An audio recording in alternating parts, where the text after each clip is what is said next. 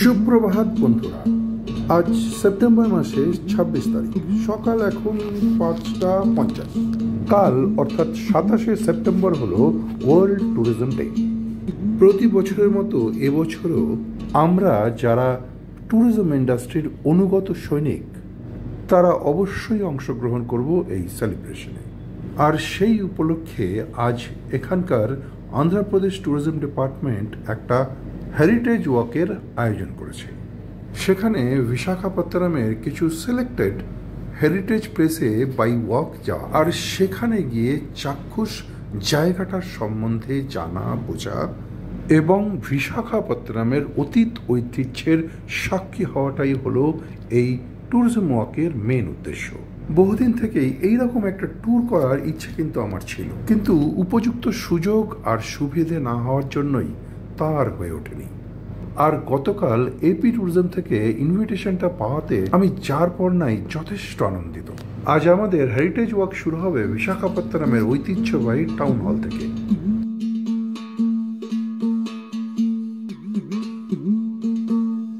এখানকার ওয়েদার একদম unpredictable. Weather forecast তো বলছে বৃষ্টি হবে, কিন্তু সবসময় যে ওয়েদার ফোরকাস্ট কারেক্ট হয় তাও নয়। ভগবানের কাছে প্রার্থনা করি এই মুহূর্তে যেন অ্যাটলিস্ট বৃষ্টিটা না আসে।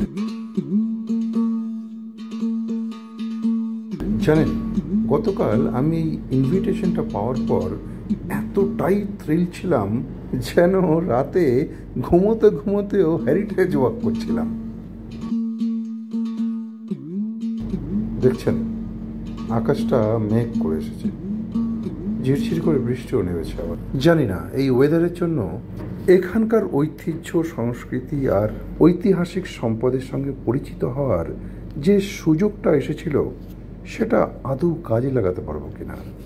কোনো জায়গা সম্বন্ধে ভালো মতো জানতে হলে সেইখানকার হেরিটেজকে জানা কিন্তু অবশ্যই দরকার।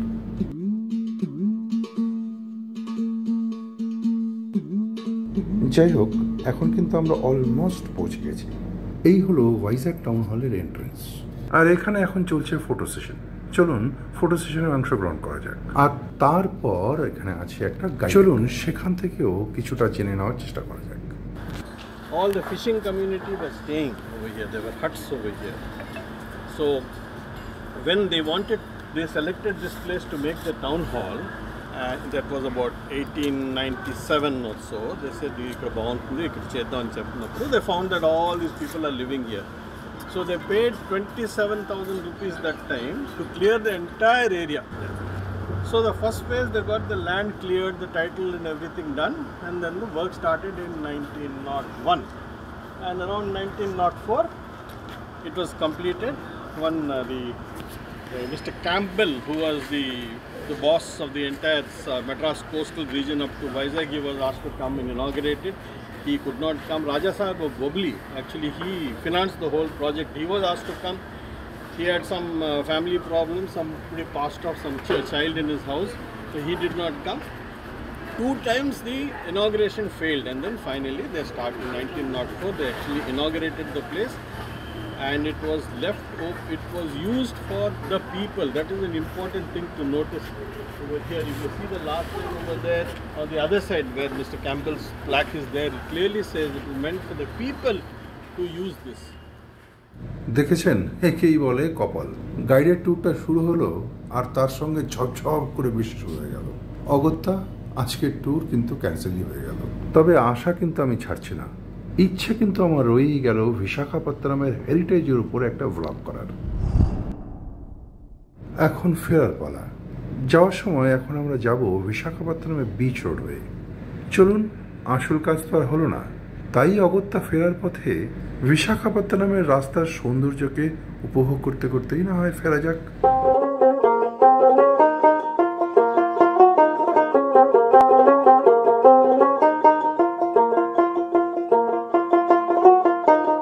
এই রাস্তাটা ধরে সোজা গেলে না জগদম্বা জংশন আসে। চলুন ফেরার পথে সেই রাস্তা হয়েই যাই। এইটা হলো জগদম্বা জংশন, আর এই যে সোজা দেখছেন না ডান দিকে, এইটা হলো জগদম্বা ক্লক টাওয়ার। এটা রিসেন্টলি বানিয়েছে, খুব সুন্দর লাগছে না দেখতে? আর এই জগদম্বা জংশন হলো শপিংয়ের জন্য খুব ফেমাস, স্পেশালি জামা কাপড়ের শপিংয়ের জন্য। এই যে ডান দিকে সিনেমা হলটা দেখছেন না, এইটার নাম অনুসারেই হচ্ছে এখানকার নাম। এটা বহুদিনের পুরনো সিনেমা হল, কিন্তু সময়ের সঙ্গে সঙ্গে আপডেটটা করেছে। তা না হলে আজকে মাল্টিপ্লেক্সের সামনে ধোপে টেকে থাকা খুবই মুশকিল। এবার সামনে গিয়ে ডান দিকে ইউটার্ন নেব। এই যে ডান দিকে বাঁ দিকে সব মলগুলো দেখছেন, এগুলো সব হলো জামা কাপড়ের দোকান। বৃষ্টিতে দেখেছেন রাস্তার কি অবস্থা, সব খানাখন্দ হয়ে গেছে। তবে বর্ষার সিজনটা গেলে এই রাস্তাঘাটগুলো কিন্তু আবার রিপেয়ার হয়ে যাবে, যেমন তেমনই আবার হয়ে যাবে।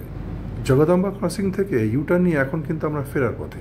ডান দিকে বাঁ দিকের শপিং মলগুলো এখনো খোলেনি, খোলা শুরু হবে এই সকাল 10টা থেকে এক এক করে সব খোলা শুরু হবে।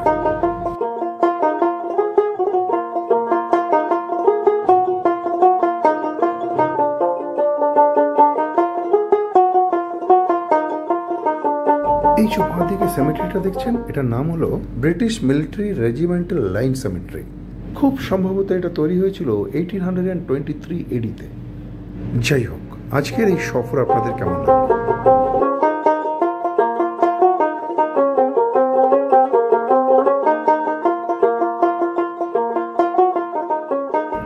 দুর্ভাগ্যবশত আজকের এই হেরিটেজ ট্যুরটা করা গেল না, তবে কথা দিচ্ছি সময় সুযোগ মতো এই ট্যুরটা আপনাদেরকে অবশ্যই আমি করে দেখাবো।